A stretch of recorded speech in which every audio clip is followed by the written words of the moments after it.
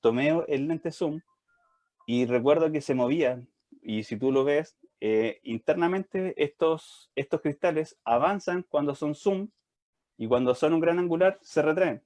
Ya, entonces se apegan mucho más hacia el sensor. Entonces, por eso los 8 milímetros están mucho más apegados que un 300, porque internamente hay un juego. Por eso también el lente genera esta diferencia. Ya, se va alejando finalmente o va aumentando la distancia entre el sensor y el centro óptico. ¿Se entiende un poquito más por ahí, Pablo? Sí, sí, mejor, ¿Sí? gracias. Ya. Bueno, entonces, ¿qué es lo que nosotros conseguimos con esto? Más que nada para modo de refrescar un poco la memoria. ¿Qué es lo que sucede con la distancia focal y en un retrato? Cuando nosotros tenemos una distancia focal más corta, ya como un 8 milímetros, un 20 milímetros, las cosas de cierta manera se van a tender a acercar, ¿ya? Pero, o sea, perdón, como a deformar de cierta manera. Pero cuando nosotros aumentamos esa distancia focal, cuando le damos más zoom, de cierta manera los elementos obviamente se empiezan a acercar. Pero ¿cuál es la diferencia? Es que los planos, como ustedes ven, me ven a mí y atrás ven la puerta, con un zoom, ese plano, esa distancia que hay entre los elementos va a ser mucho menor, como que se van a tender a juntar, se comprime la imagen. A diferencia de los gran angulares, esa distancia se hace notar mucho más. Por eso en la cámara de este computador, del notebook, genera bastante como espacio entre mí y el fondo, porque es un gran angular. Es un poco es como la parte, como el efecto. Era más claro con el GIF que les mostré en la clase anterior en todo caso, cuando estaba con el fondo de un árbol, cuando uno empieza a hacer zoom, ese árbol ya como que perdemos la forma del árbol, pero queda solamente un fondo más desenfocado. Que muchas veces también eso se consigue para poder darle mayor importancia a al personaje, al retrato. Entonces ya pasando un poco con lo que eran los lentes, vamos de lleno a lo que el tema que vamos a tratar hoy día, que habla sobre el triángulo de exposición, ya que son tres conceptos claves, los cuales debemos dominar sí o sí en la fotografía y que nos van a permitir obviamente lograr capturar las fotografías que nosotros queremos realizar. Este triángulo de exposición se compone por la velocidad de obturación, por la apertura del diafragma y por el ISO. Esos tres parámetros, ¿ya? Siempre tienen que mantener un equilibrio correcto, de cierta manera, esta triada, para poder tener fotografías correctamente expuestas. Cuando hablamos de exposición, hablamos sobre la cantidad de luz que recibe un material fotosensible al sensor, ¿ya? Entonces, cada uno de estos parámetros va a cumplir una función distinta. Si nosotros encendemos una cámara, y como lo habíamos visto la vez anterior, en la parte superior hay una fracción que es 1 partido, en este caso, 160. Luego viene el número F y después viene el ISO. Entonces, ¿qué es lo que habla? Nosotros ya lo estamos viendo aquí nosotros en nuestra pantalla. Si tuviéramos un celular, algunas aplicaciones y algunos modos más manuales de las cámaras nativas que tienen los celulares, también van a estar incluidos estos parámetros. Así que por eso yo les comentaba que esto es como la base, es lo esencial, y esta información o este contenido va a ser totalmente transversal para cualquier tipo de fotografía, porque de esa manera ustedes van a entender ciertos conceptos, los cuales vamos a ver a continuación. Cuando nosotros hablamos de velocidad de obturación, lo que estamos hablando sobre la obturación, es sobre el tiempo que va a estar abierta nuestro obturador, que como se dan cuenta en la imagen abajo, es como una cortina que deja pasar la luz. Entonces el obturador lo que está haciendo, está dejando pasar una cierta cantidad de luz en un tiempo específico, en un tiempo que ustedes determinen. Puede ser 1 segundo, 2 segundos, 1 minuto, pueden ser fracciones de segundo, que ahí ustedes cuando realizan fotografías con fracciones de segundo, mientras más rápido sea, van a poder congelar un movimiento. Por dar un ejemplo simplemente, es congelar una gota de agua cayendo o cuando un globo revienta, todas esas partículas de agua que quedan como flotando, ustedes las pueden controlar, las pueden congelar de esa manera, con una fracción mínima de segundo. Entonces, ¿qué nos va a permitir la velocidad de obturación? Es manejar o representar el movimiento de la fotografía, tanto como congelar el movimiento o como dar la sensación de este. Acá hay como un esquema, ya, en donde tenemos, por un lado, de izquierda a derecha, la velocidad de obturación rápida. Es cuando nuestro entero, que es 1 segundo, se divide en donde el denominador es mucho mayor, obviamente las partes van a ser más pequeñas.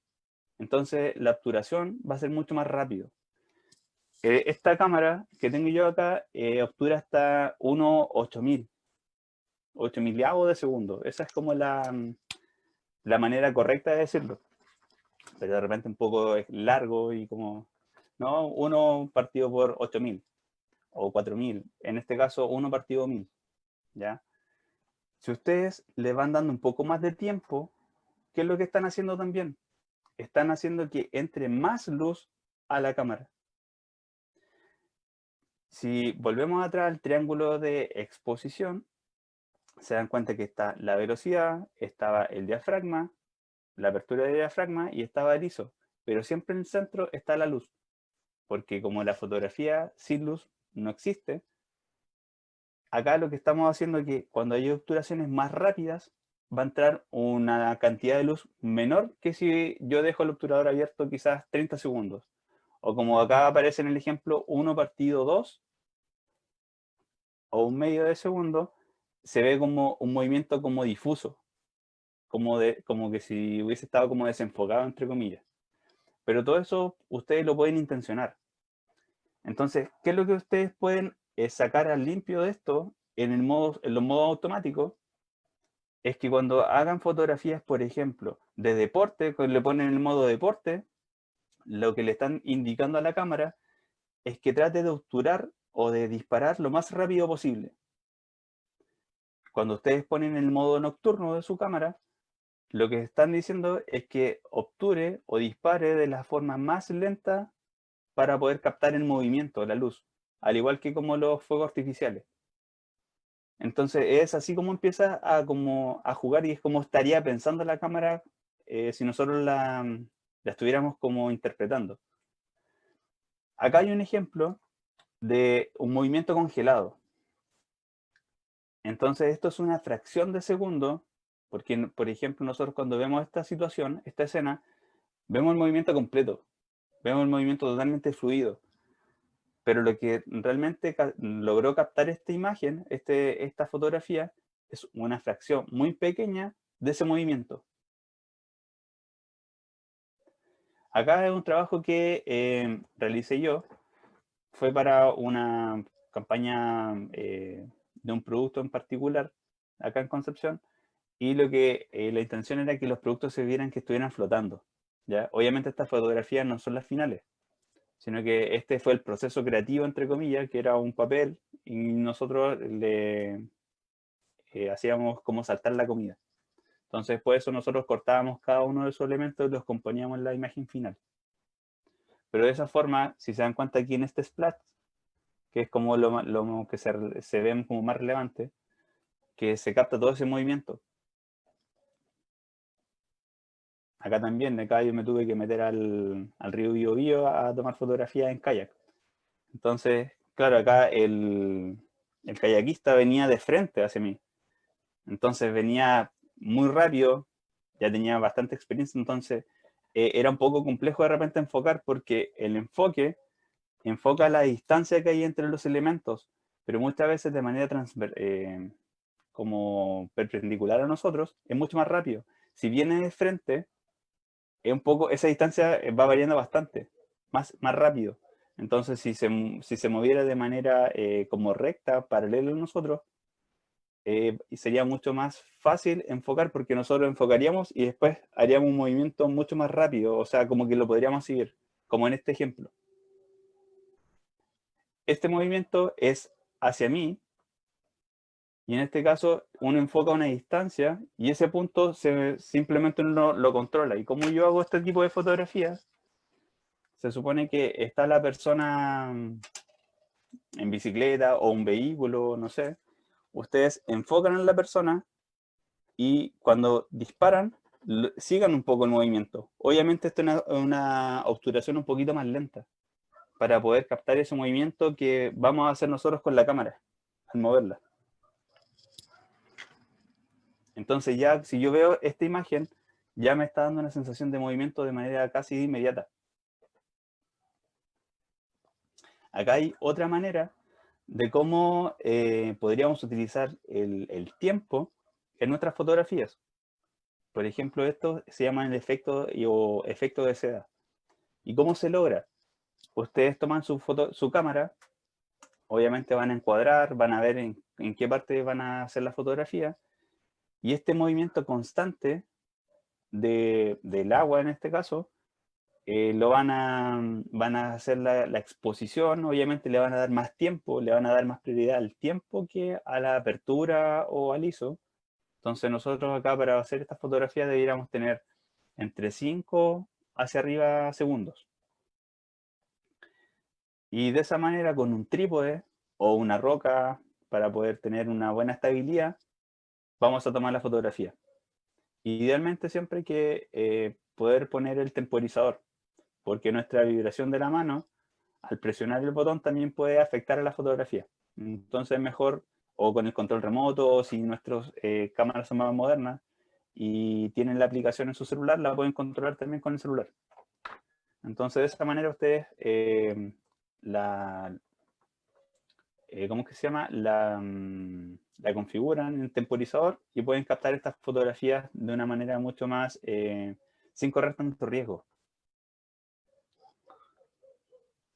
Y acá también es el mismo lógico, o sea, es la misma fórmula, trípode, un tiempo de exposición largo, pero obviamente el escenario y lo que voy a lograr es totalmente distinto. Acá lo que la mayor relevancia que toma son las luces, es el movimiento de los vehículos. Entonces, a través de una larga exposición, podemos ver toda la trayectoria que tienen los vehículos en una pista, en una calle en particular. Entonces, si se dan cuenta, solamente estamos hablando con la velocidad de obturación, podemos conseguir diferentes tipos de resultados.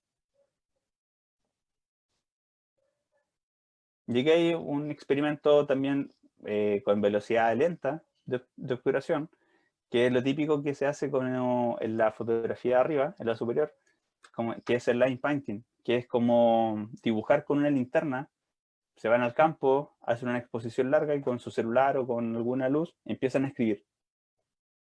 Y de esa forma la cámara empieza a captar esa luz y finalmente va a quedar plasmada las formas que ustedes estuvieron dibujando.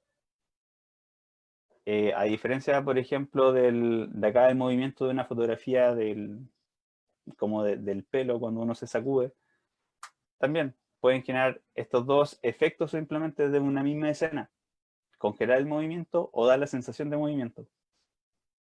Y acá en una velocidad rápida podemos captar justo la situación antes en este caso, de disparar quizás un tiro libre en un partido de fútbol.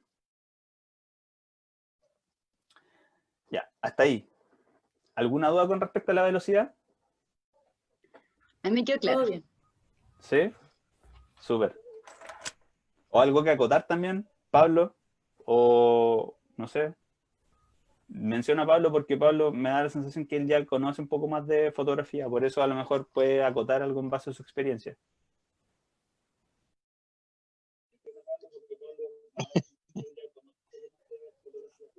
¿No? no se escucha bien, no sé si No, está...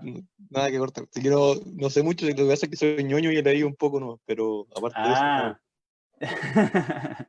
ya, pero bien, al menos te estás interiorizando en eso, así que igual aportan, siempre las preguntas van a aportar porque tu pregunta puede aclarar la duda de otra persona.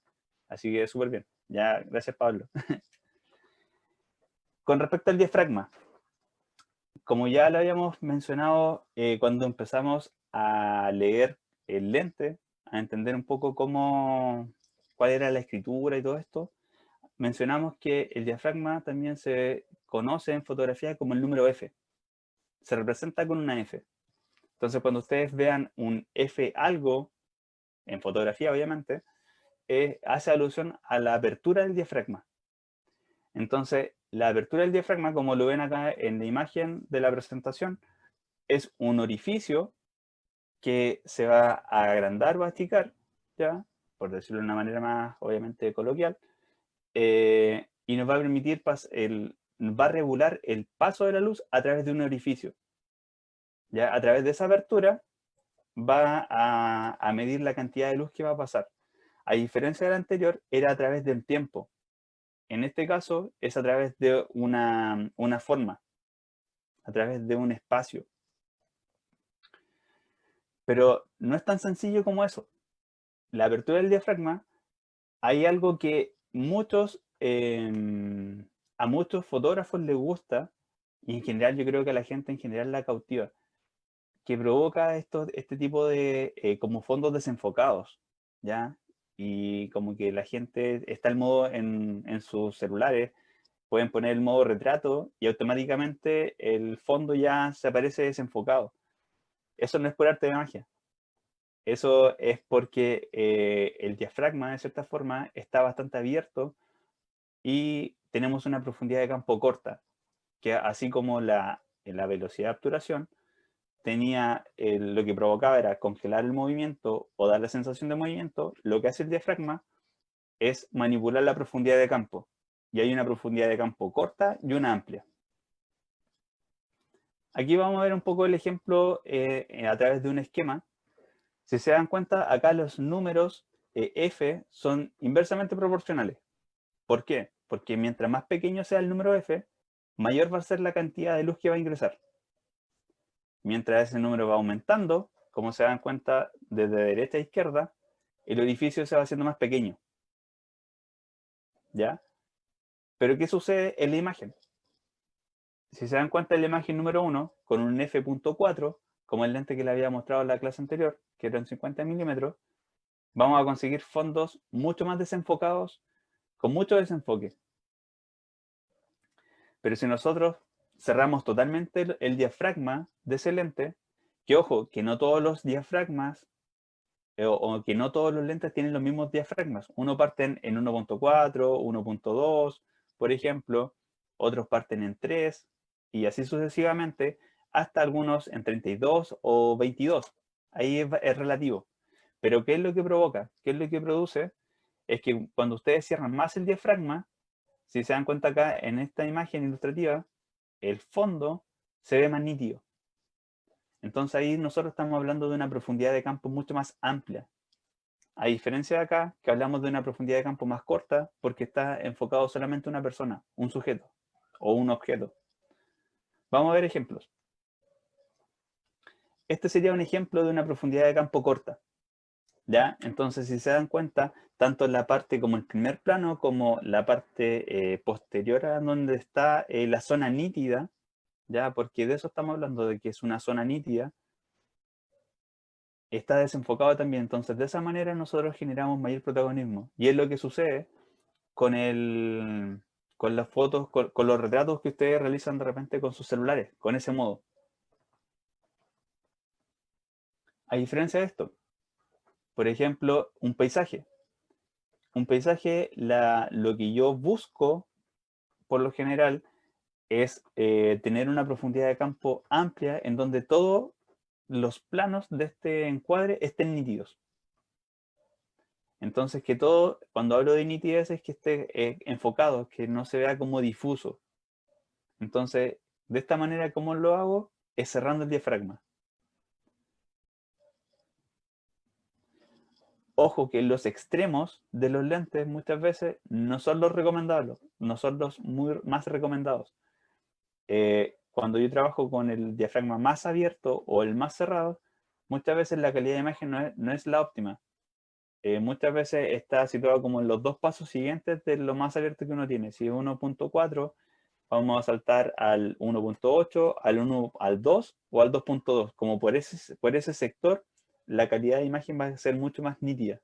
Al igual que al cerrar todo el diafragma, hay un efecto que se provoca con eso que se me fue el nombre técnico.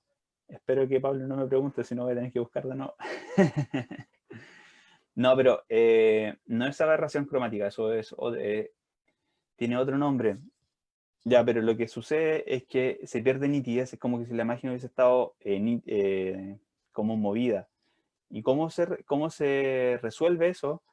Es no llevándolo a los extremos, sino que tratar de fotografiar quizás paisajes desde 8 a 16 F aproximadamente. Esos son como los puntos dulces que se le llama de un lente. Por ejemplo, en un retrato podríamos también utilizar lo que son las profundidades de campo abiertas o amplias y cortas. En el primer ejemplo se ve como en la zona del ojo y la nariz están mucho más enfocadas y el fondo hacia atrás, ya como el rostro tiene planos también, aunque no lo crean, en la fotografía se acentúa mucho más, se genera esa como una imagen distinta. Ustedes pueden jugar con eso. A diferencia del retrato de la derecha, ya en este caso se utiliza un diafragma mucho más cerrado, porque podemos ver tanto la textura del pelo, que está nítido, el vello también que tiene como en su espalda. Entonces, de esa manera, tenemos una profundidad mucho mayor, tenemos más nitidez, una zona mucho mayor. Ya, a mí este concepto de verdad, cuando yo estudié en la U, fue un concepto que me costó entenderlo, porque uno de repente tiende a confundir la profundidad de campo con el enfoque. Pero uno dice, pero ¿cómo si yo estoy enfocando acá? Eso, estoy desenfocando el fondo, porque uno lo ve a través del visor, del lente. Pero yo puedo tomar la fotografía y puede salir desenfocado o puede salir totalmente desenfocado. O sea, desenfocado o totalmente enfocado, perdón. Estaba diciendo lo mismo 2 veces. Y con este ejemplo, que lo realicé en la U, me di cuenta, fue como puse la cámara en un trípode y hice el punto de enfoque en esta rosa que estaba ya deshojada, se le habían caído un poco los pétalos, y le di mucho más realce a eso. Pero después yo cerré todo el diafragma, obviamente hice la compensación necesaria porque este triángulo, si uno altera o modifica un parámetro, los demás tienen que compensarlo. Y solamente sin cambiar el punto de enfoque, simplemente modificando la apertura del diafragma, si se dan cuenta, logré capturar como todo el entorno de la rosa. Entonces, es un ejercicio que sería bueno que hicieran, porque de esa manera ustedes van a poder como dejar o van a entender de mejor manera que no se trata, cuando hablan del desenfoque, el lente tiene un anillo de enfoque, ¿ya? El cual nosotros podemos darle como el protagonismo, pero finalmente nosotros lo podemos acentuar o podemos obviar ese enfoque que nosotros hicimos acá a través de la apertura. Acá hay otro ejercicio con un diafragma muy abierto, un número, recuerden, menor, ya, donde va a entrar mucha luz y va a generar un desenfoque mucho mayor, y un F22 que es un diafragma mucho más cerrado y voy a tener una zona de nitidez mucho mayor. De acá un poco lo que les comentaba, que la profundidad de campo lo que quiere decir es una zona o un área de enfoque. Si se dan cuenta, acá está la misma situación, reflejada con 3 configuraciones distintas. En el primero está un F3.5 luego saltamos a un F8 y luego a un F16. Pero ¿cuál es la diferencia de esto? Es que nosotros, en el F3.5, que es el más abierto que tenemos en este ejemplo, vamos a tener una zona de nitidez o una profundidad de campo corta de este tamaño. Y mientras nosotros vamos cerrando más el diafragma, esa zona de nitidez va aumentando. Entonces, ¿qué quiere decir eso? Que si ustedes van a hacer, por ejemplo, una fotografía de un curso más o menos grande de 40 personas aproximadamente, recuerden que hay uno detrás de otro. Entonces, si yo solamente disparo con una apertura de diafragma muy abierta, posiblemente voy a enfocar solamente la primera línea o la segunda, pero los demás van a quedar desenfocados. Entonces, por eso, yo esa zona o esa área de nitidez debo aumentarla para dejar a todos nítidos. Y como yo les decía, ¿qué es lo que hacemos nosotros con el enfoque? ¿Ya? Perdón, con el anillo de enfoque. Si se dan cuenta, en el F3.5, que tenemos esa zona o esa área de nitidez, nosotros con el enfoque la podemos correr hacia adelante o hacia atrás. O sea, esa zona o esa línea de enfoque, por ejemplo, en esta fotografía, nosotros con el anillo de enfoque podríamos haberla acercado o haber dejado el enfoque más acá atrás. Entonces, de eso se trata. Esa es la diferencia. Ya, hasta ahí.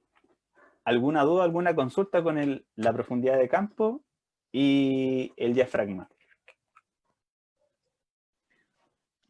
Me quedó súper claro con los ejemplos que salían en las diapositivas, así que gracias. ¿Sí? Ya. Sí, es un concepto de verdad que es un poco complejo a veces de entender. A mí me costó. Y por eso trato de hacer como hincapié en eso, porque es súper importante aparte. Y lo utilizan bastante. Le gusta a la gente esas fotos como desenfocadas. Y acá llegamos al tercer parámetro, que es el valor ISO, o la sensibilidad a la luz.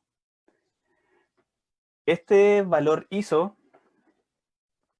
representa la cantidad de luz que debe captar, o cuán sensible va a ser a la luz. Cuando nosotros generamos o tenemos ISOs más altos, nosotros lo que le estamos pidiendo a la cámara es que sea capaz de recolectar la mayor cantidad de luz posible. Cuando hay poca luz, por ejemplo, en interiores, la calidad nosotros podemos ver perfectamente, pero nuestras cámaras se limitan bastante. No, una ampolleta o ya 2 juegos de ampolleta, quizás nosotros podemos ver perfectamente, pero nuestra cámara o la calidad de la luz que emiten esas ampolletas no es la mejor, no es la óptima. Entonces, nosotros lo que tenemos que hacer en este caso es como pedirle o forzar a la cámara que recolecte o que aproveche de la mejor forma posible esa poca luz que hay.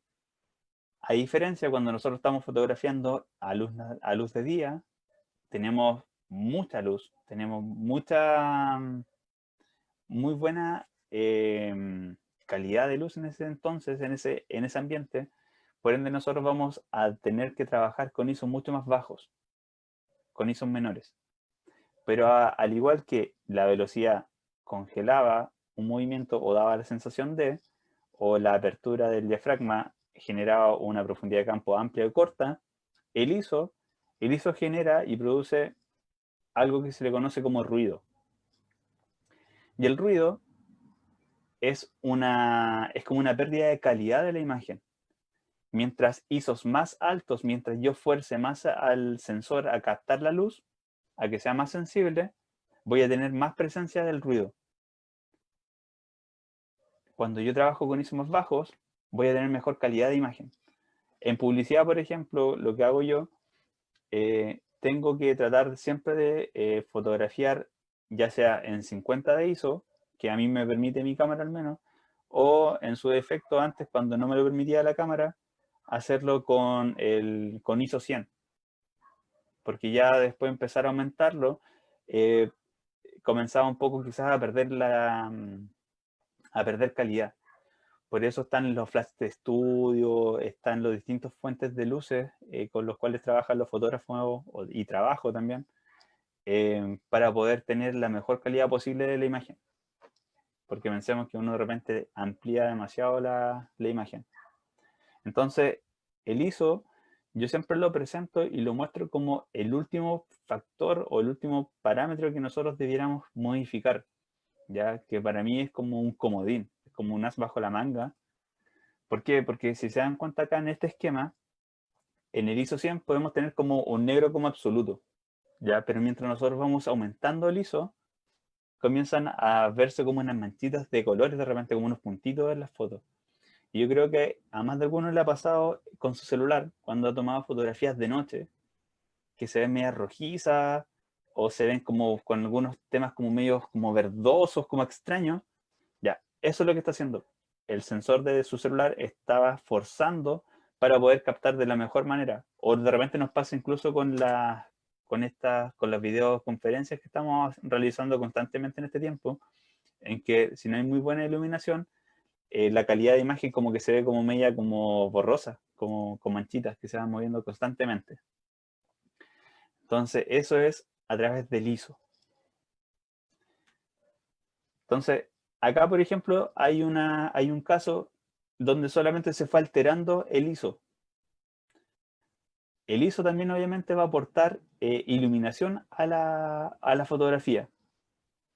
Pero el cuidado que hay que tener es que mientras más ISO o mientras más lo elevemos, vamos a ir perdiendo calidad de la imagen. Y aquí siempre va a ser como el criterio del fotógrafo o para qué va a ser la fotografía. Si yo la voy a utilizar para publicidad en este caso, en lo que trabajo yo, voy a siempre priorizar tomar fotografías con ISO lo más bajo posible. Pero, por ejemplo, si ustedes comienzan a ver quizás fotografías documentales de la historia, muchas tienen algo que se le llamaba grano, que en la fotografía análoga era lo que se le llamaba al ruido ahora en la era digital. Entonces el grano antiguamente era como lo similar a lo que estamos viviendo nosotros con lo que es el ruido. Y en ese tipo de fotografía documental lo que se prioriza muchas veces es la esencia, es lo que está comunicando la fotografía. No necesito tanta calidad, necesito el mensaje. Necesito que me transmita la emoción o lo que está sucediendo en ese momento. Por eso es un poco relativo el uso del ISO. Acá hay otro ejemplo también, que hay un poco ya más aplicado en una fotografía con ISO 100 y versus el ISO 3200. Por ejemplo, también en fotografías en donde quizás no influye mucho el tema del ruido, podrían ser en las fotografías de algún concierto, o depende del tipo de banda, de repente el ruido va a aportar como un estilo, como le va a dar como un valor agregado a la fotografía. Pero en publicidad, obviamente, ese ruido, en algunos casos, me va a jugar en contra. Y si el cliente quiere ruido en su fotografía, prefiero yo hacerlo en postproducción, agregarle ruido, que hacerlo con el ruido como en el momento y después no volver como atrás, porque es más difícil. Otro ejemplo también, cómo se dan cuenta que se va perdiendo un poco la calidad de la imagen.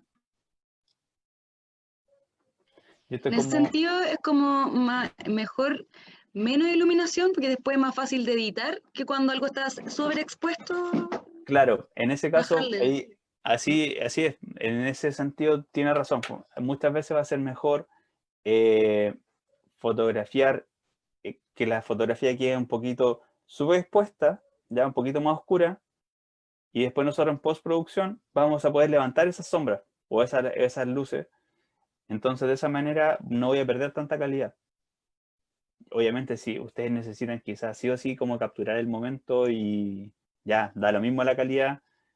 Ahí le echan como que pueden como jugar esta carta que él hizo. Pero sí, muchas veces va a ser mejor realizar una fotografía un poquito más oscura, más subexpuesta, para luego poder levantarla en edición. Así que muchas gracias por esa intervención. De aquí se nota mucho más este ejemplo. Entonces acá obviamente lo que se va perdiendo un poco es esta como la nitidez, como se va como granulando, como se va generando este ruido, se va perdiendo eso. Entonces la idea y la invitación es a que realicemos una tarea, ¿ya? Vamos a través de un simulador, para que todos estemos un poquito como alineados, ¿ya? Acá les voy a dejar como la tarea, ¿ya? Tienen diferentes actividades. Después lo pueden ver, así que no se preocupen. Ya ahí le van a tomar una foto. Ya, muy bien. Aquí voy a abrir el simulador. Este es un simulador Canon, en donde trabaja principalmente con los 3 parámetros que nosotros ya vimos, que es la apertura, si se dan cuenta, está la velocidad y está el ISO. Es bastante intuitivo y de cierta manera ilustrativo. Aquí nos está dando una escena en particular. Ya si se dan cuenta tenemos elementos distribuidos por diferentes como planos. Primer plano, tenemos un elemento principal que es este avión de juguete y tenemos finalmente la cama que está mucho más atrás con este monito también, con este otro juguete. Entonces, dentro de los ejemplos que yo le estoy pidiendo es como tomar una fotografía sobreexpuesta, por ejemplo. Entonces ustedes van a ir a revisar y acá se dan cuenta que está el fotómetro. Entonces está el medidor de exposición. Entonces, ¿qué es lo que era una fotografía sobreexpuesta? Y ahí ustedes pueden ir a través de modificando diferentes parámetros. Si se dan cuenta, se va modificando como nuestra guía, nuestra regla. Y ahí ustedes finalmente pueden, cuando ustedes digan ya, la voy a dejar de esa manera sobreexpuesta, van a hacer la fotografía. Y el momento de hacer la fotografía, van a tener el resultado. En este caso, es una fotografía totalmente sobreexpuesta. Acá están los parámetros. Si se dan cuenta, el ISO es sumamente alto. Como es tan alto, la apertura es mucho más cerrada para poder compensar un poquito como el aumento como aprovechar demasiado la luz, que sea tan sensible a la luz. Y la velocidad también es bastante lento. Si nosotros eso, por ejemplo, el diafragma le diéramos aún más, va a salir ya totalmente blanca. Porque no hay una exposición correcta. Entonces, si nosotros tratamos de, a través de, por ejemplo, con este mismo ISO, tratamos de buscar una exposición correcta, comenzamos a cerrar el diafragma y a hacer una obturación mucho más rápida. Si se dan cuenta ya, aquí en 1/90, tengo una exposición correcta. Si yo hago la fotografía, voy a tener una exposición ya mucho más pareja, ya en cero, donde no tengo como estas altas luces o estos contrastes muy fuertes. Entonces la invitación es eso, es a que hagan, por ejemplo, si pueden ahora y tienen alguna duda con respecto al simulador, la podemos ir respondiendo ahora de inmediato. ¿Tienen acceso al chat, cierto? Se los voy a compartir ahí, el link. Ahí se lo acabo de compartir. Entonces, de esa forma, ustedes también pueden ir como aprendiendo en que les van a decir acá, de manera muy ilustrada, si ustedes modifican un ajuste, como es la apertura, ya ven una variación. Aquí el fondo se ve desenfocado, si yo lo muevo hacia el otro extremo, se ve todo nítido. Por ejemplo, esta aspa, si yo doy una velocidad más lenta, y si me voy al otro extremo, la congelo. Y al igual que el ISO. Y obviamente también aquí me está dando como indicaciones, según el parámetro que ustedes vayan a tomar, a trabajar.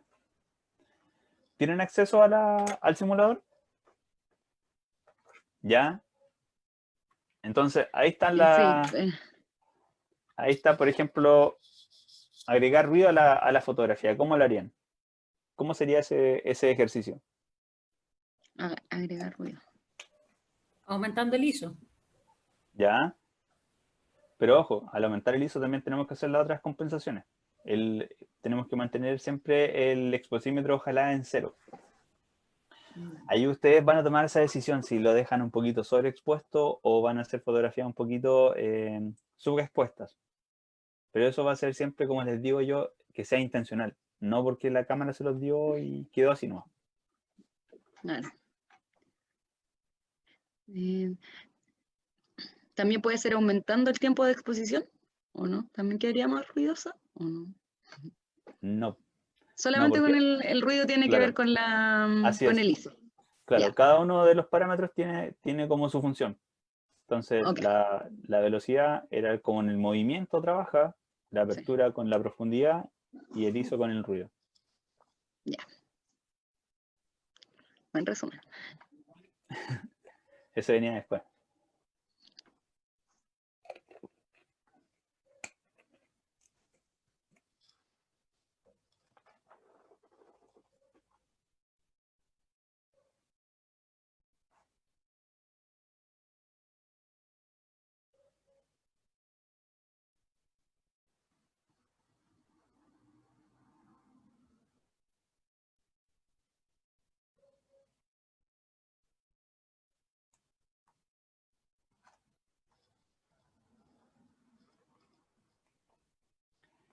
¿Cómo les va? ¿Alguien más pudo abrir el simulador? Carolina, Pablo, Sí, yo Roberto. estoy en eso, está Sí, entretenido. yo ¿Sí? de hecho también estoy haciendo lo mismo. Ah, qué bueno. Ya, pues. Y ahí me van contando cómo les va, pues. Si les resulta o no les resulta. Algo que hay que repasar nuevamente.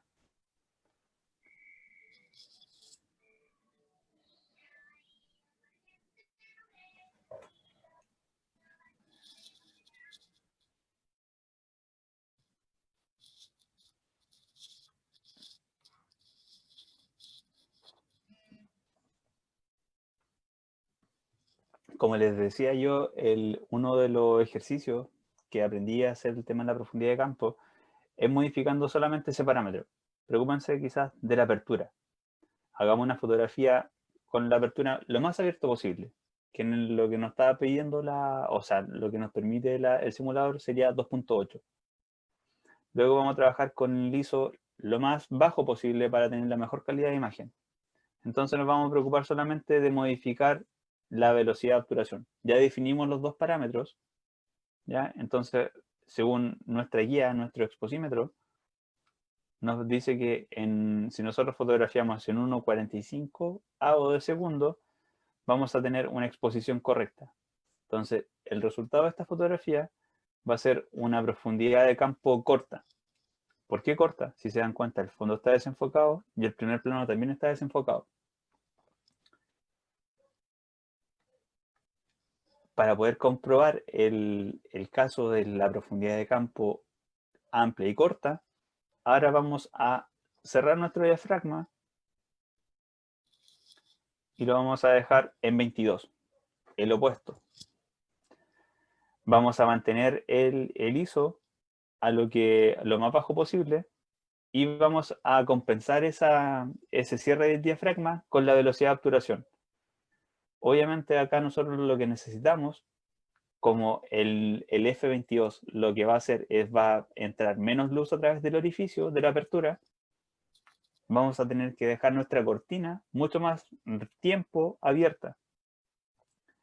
Entonces, en este caso, para tener una buena exposición, tendríamos que dejar la fotografía un segundo capturándola. Entonces, si nosotros la capturamos, se dan cuenta que ahora salió un poquito más oscura, eso lo podríamos corregir fácilmente en edición o aumentando, dándole un paso más al ISO, o mantenemos el ISO y bajamos un paso el diafragma. Pero lo que acá el ejercicio, lo que uno quería, o sea, lo que quería conseguir era que toda la escena estuviera enfocada. A diferencia del anterior, en donde solamente estaba el avión enfocado, porque acá se nota claramente en estas polcas que están desenfocadas, y acá están totalmente enfocadas. Entonces, si yo quisiera repetir la fotografía, voy a bajar el diafragma a 16. Y ahora tengo mucho más luz que en la fotografía anterior. Y el resultado es bastante similar.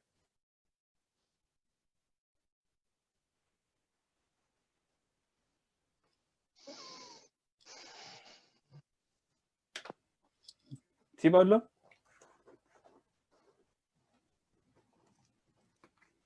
No, nada, estaba jugando con la aplicación.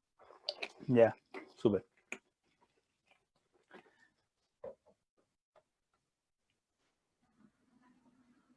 Acá ustedes también pueden cambiar los modos. ¿Se acuerdan que habíamos visto en clase el modo de la prioridad de apertura, la prioridad de obturación y el modo manual? Si se dan cuenta, cuando ponemos nosotros la prioridad a la abertura, solamente nos preocupamos de un parámetro, de la abertura.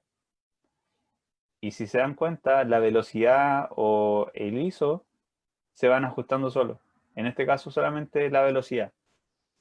Si yo lo cambio a la prioridad de obturación, voy a poder mover también solamente un parámetro, que es la velocidad de obturación. Y aquí ya también se va ajustando lo que es el ISO y la abertura. Pero en mi caso sería como un poco incómodo porque si yo quiero fotografiar a una velocidad mucho más rápida, pero el ISO que me está arrojando es muy alto, entonces voy a perder mucha calidad. Entonces por eso acá yo en el modo manual puedo realizar yo los ajustes pertinentes. ¿Pudieron congelar la hélice o no? Yo sí lo logré. Y Ya, muy bien. No, yo no. solamente No, ¿por qué no, Roberto? ¿Qué pasó? No, es que me perdí un poco en esa parte, pero que está Ah, entretenido esto. Pero... mayor velocidad de obturación sí, po.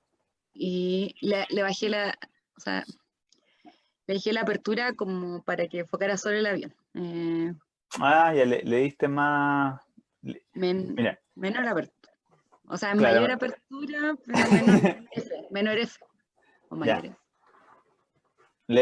Le diste mayor abertura, que va a ser un número menor. Un menor F y una Claro. velocidad de obturación mayor. Bueno, Y el ISO lo Roberto. dejé como un 400. Bueno. 800. Bueno, Roberto, te explico un poco qué es lo que sucede con la velocidad y con cada uno de estos parámetros. Ya, en resumen, es que cada uno va a aportar luz a nuestra fotografía.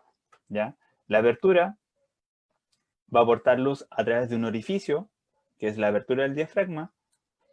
En un número, cuando son más pequeños, cuando un número F es menor, eso significa que va a entrar mucha más luz que un número mayor, porque va a ser una abertura mucho más cerrada. ¿Ya? En la velocidad de obturación es una cortina que mide la cantidad de luz que va a ingresar a nuestra fotografía, a nuestro sensor, en este caso, a través del tiempo. Si nosotros, es como dejar, por ejemplo, el agua corriendo. Si tú abres una llave y la dejas abierta un segundo, va a correr mucho más agua que si tú la abres y la cierras de inmediato. Es un poco como esa es como la lógica, que en tema de luz, si tú tomas una fotografía a un segundo, va a entrar mucha más luz en ese segundo que si yo la tomara en una fracción de segundo que sería 1 partido 4000. ¿Y cómo, qué es lo que logra? Es lo que trataba de decir Gladys, era que esa fracción de segundo va a captar solamente como un momento, un instante de lo que está sucediendo a lo cual tú estás fotografiando. Entonces, si yo te pido congelar un movimiento, es como capturar una fracción muy pequeña de ese movimiento. ¿Y cómo lo logro? Con velocidades mucho más rápidas, que es 1 partido el denominador mayor para poder generar una fracción de segundo mucho menor, mucho más pequeña. Si yo quisiera capturar la sensación de movimiento, voy a mantener mi velocidad de obturación mucho más lenta. Y el ISO, ¿qué es lo que hace el ISO? También va a aportar luz a la fotografía. Y a través de una sensibilidad de ISO, que es decirle a nuestro sensor que trabaje en ciertas condiciones o que aproveche la luz que está en nuestro entorno de mejor manera. Si ustedes están en sus casas, como lo estaba diciendo, o tienen ya solamente la luz de una vela, se van a ver forzados a subir el valor ISO porque la vela no proporciona la luz suficiente para realizar quizás un retrato como nocturno, por decirlo, en un día donde se corte la luz. Pero si ustedes están en exteriores, si trabajan con ISOs muy elevados, van a perder calidad de imagen, pero también quizás posiblemente van a quedar cortos con la velocidad de obturación porque no van a lograr generar una exposición correcta. Ya, porque hay tanta luz que está tomando el sensor que yo tengo que tratar de cerrar el diafragma y obturar la forma más rápida para poder contrarrestar. Estos 3 parámetros siempre tienen que trabajar de manera en conjunto.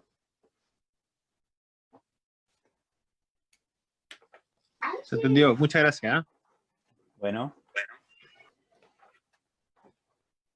¿Alguna otra duda, alguna consulta?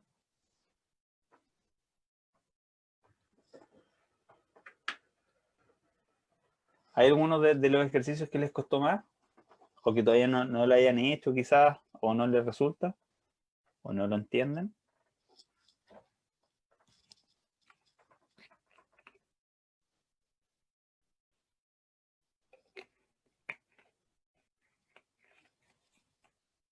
No hice todas las tareas al tiro.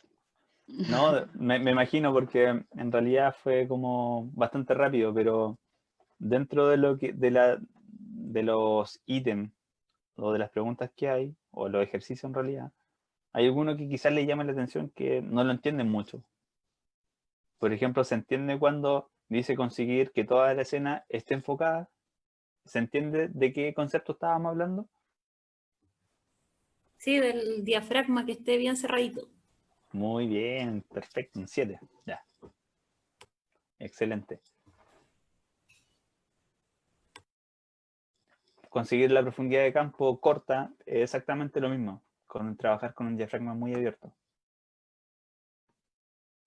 Y en la última, dispararon, si ponen ustedes en la velocidad de obturación, 1 partido 10. ¿Ya? El valor ISO lo dejan ustedes en 800. ¿Cuál vendría siendo el diafragma para obtener una exposición correcta? ¿Qué valor les da? 16 me da a mí. Sí, ¿cierto? Es como, tiene como entre 16 a 19, te da como ese juego. Que si nosotros lo dejamos acá en 1.10, lo dejamos acá en 800, y aquí ya tenemos nuestra exposición entre 16 y 19. Excelente.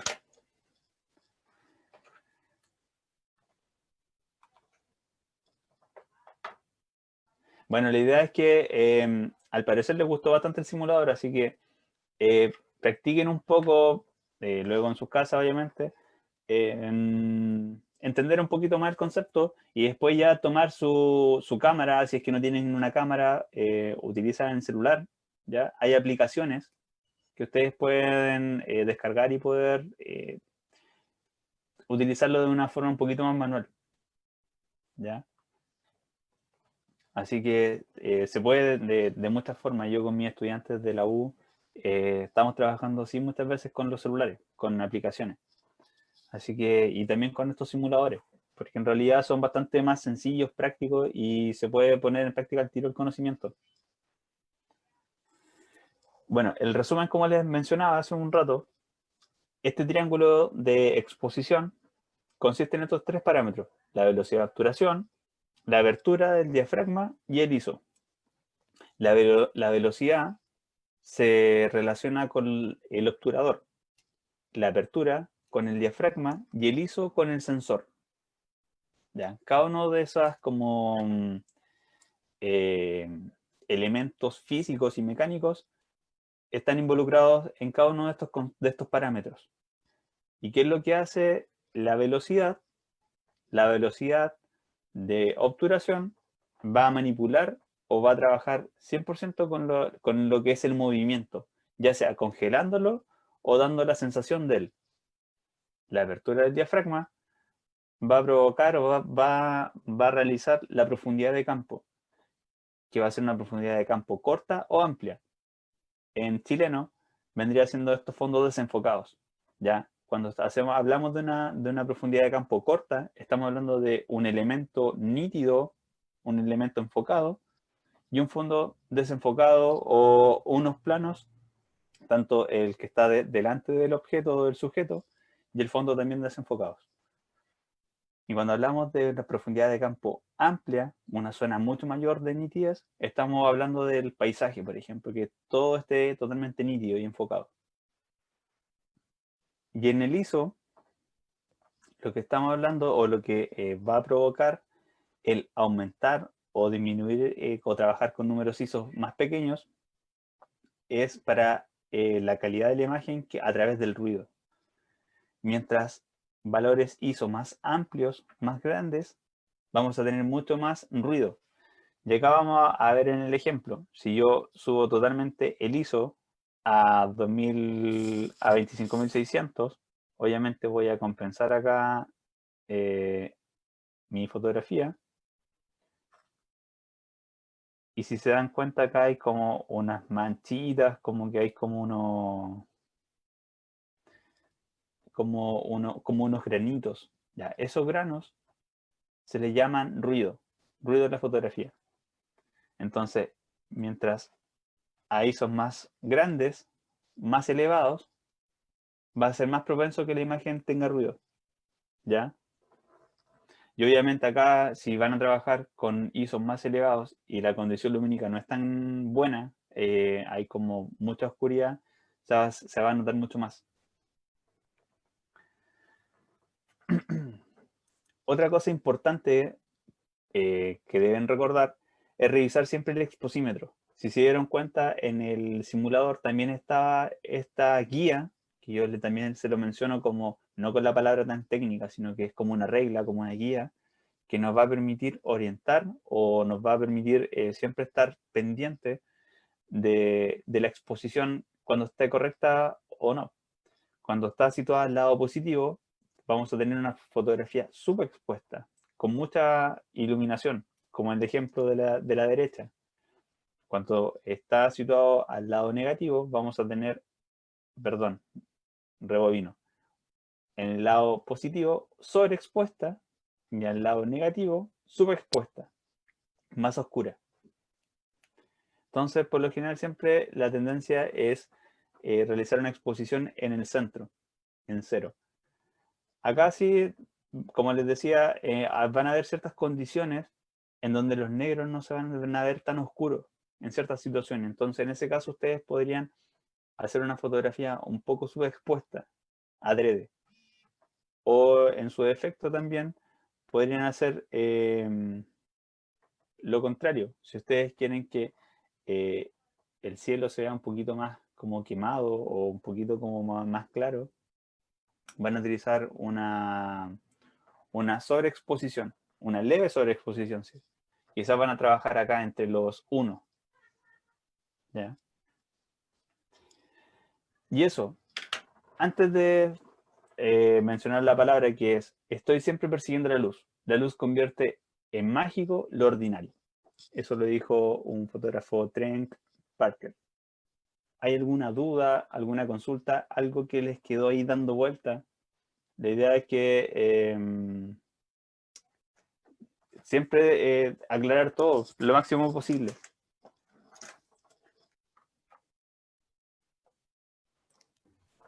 No, ¿Hay todo algo? bien. ¿No? A jugar ¿Sí? con el simulador nomás. Sí, aprovecha con el simulador y luego con sus cámaras. No le tengan temor. De hecho, la idea es que ya comiencen a... Obviamente antes me imagino que ya ocupaban su cámara, pero ahora el desafío es a utilizar los modos más manuales y ustedes ser más conscientes del proceso para tomar la fotografía. No llegar y apretar el botoncito.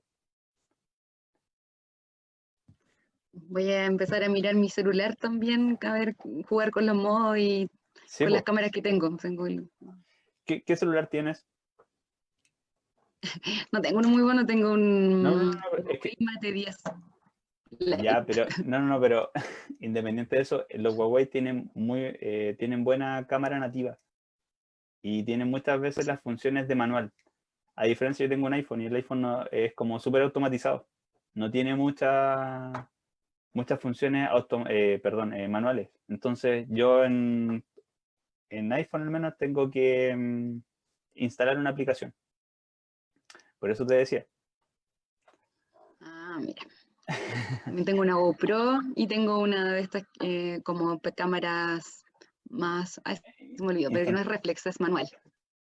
No es instantánea, que también tiene opción para manual, así que explorar. Ya. Súper. Con esa ya puedes hacer bastante.